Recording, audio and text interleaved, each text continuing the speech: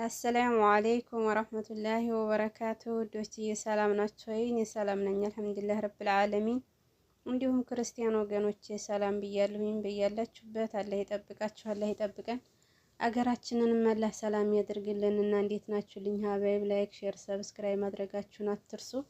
አበረታቱኝ እላችኋለሁኝ። አላህ ውሃ ክፉ ነገር ይጠብቀን። የምር አሁን ትላንት በሂበሪያድ የተፈጠረውን ነገር ሳይ እኔ በጣም ነው ያዘንኩት። የኔ ከርታታ ወላሂ ምስኪን በጣም ነው ያሳዘነኝ። የምር እንዲያው የሀገራችን አልበቃ ብሎ ደግሞ ከሰው ሀገር ላይ መገዳደል እኔ እንጃ በጣም ከባድ ነው። ብቻ አላህ ከክፉ ነገር ይጠብቀን ነው ሁላችንን ማለት ነው። እና እንዴት ናችሁልኝ? ሰላም ናችሁ ወይ? ዛሬ የመጣሁበት ምክንያት ይህን 2-3 ቀን በሶሻል ሚዲያ ሲዘዋወር የነበረውን ሁላችሁም እንዳያችሁት እርግጠኛ ነኝ። ያው እኔ የመጣሁት ደግሞ የመሰለኝን ለመናገር ነው ማለት ነው። አታሽቃብጭ እንዲያትሉኝ ማለት ነው። እና እህቶቼ ገንዘባችንን ተበላን፣ የፈርኒቸር እቃ አዘን ነበር ከ2 ዓመት በፊት ከ3 ዓመት በፊት የሚሉ የነሱን ሪከርድ ስላዳመጥኩ ነው ማለት ነው፣ የነሱን ቪዲዮ እና በጣም ስላሳዘኝ ነው። ምን ነው በሰው ሀገር ገንዘብ እንዴት እንደሚገኝ ሁላችንም እናውቃለን። ይሄን ለእናንተ ማስረዳት አይጠበቅብኝም ማለት ነው። ግን ደግሞ አሁን በሶሻል ሚዲያ እኒህ የፈርኒቸር እቃ የምናዛቸው በዛታቸው እንጂ አህላቃቸውን አናቅም። አላህን ታምነን ነው ማለት ነው የምናዛቸው። ይሄን ሁሉ ገንዘብ 300 ሺህ 400 ሺህ አላህን አምነን ነው ማለት ነው። ግን ደግሞ እኛ ስናምናችሁ እናንተም በእምነታችሁ መገኘት አለባችሁ። የሰው ልጅ ለምን እምነቱን ያፈርሳል? እና በእምነታችሁ መገኘቱ ጥሩ ነው።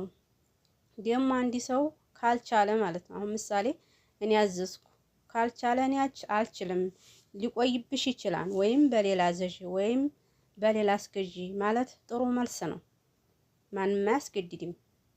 ግን እሳ አንጭ ብሩን ላኪ የዛሬ 15 ቀን ወይም የዛሬ ወር ይደርስልሻል ካሉ በኋላ ብሩን ተቀበሉ በኋላ እንደገና ጀዋል መዝጋት ወይም የዛሬ 15 ቀን ይደርስልሻል የዛሬው ይደርስልሻል እያሉ ሰውን ካመጉላላት እንዲሁም ካመቦለክ ይሄ ደግሞ ጥሩ አይደለም። እንዲሁም የሰው ሀገር ያየን ብር እንዴት እንደሚገኝ ሁላችንም እናውቃለን። ልፋተን ማለት ነው።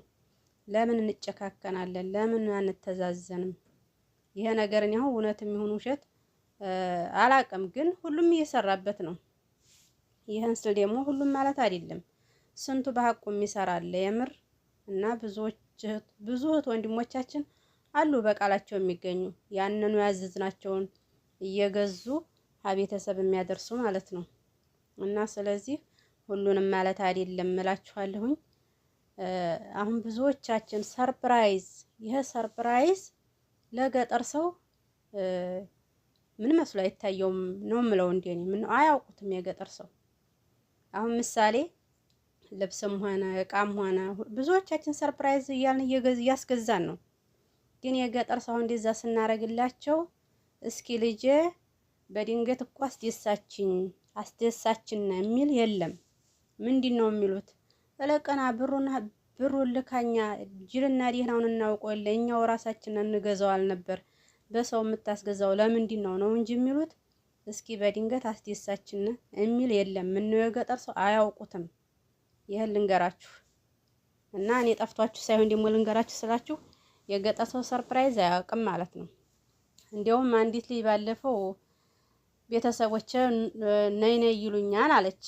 አሁን ኢንሻአላህ እመጣለሁኝ። እንዲያውም አንድ ቀን ድምጤን አጥፍቼ ሰርፕራይዝ አረጋችኋለሁኝ አልኳቸው አለ።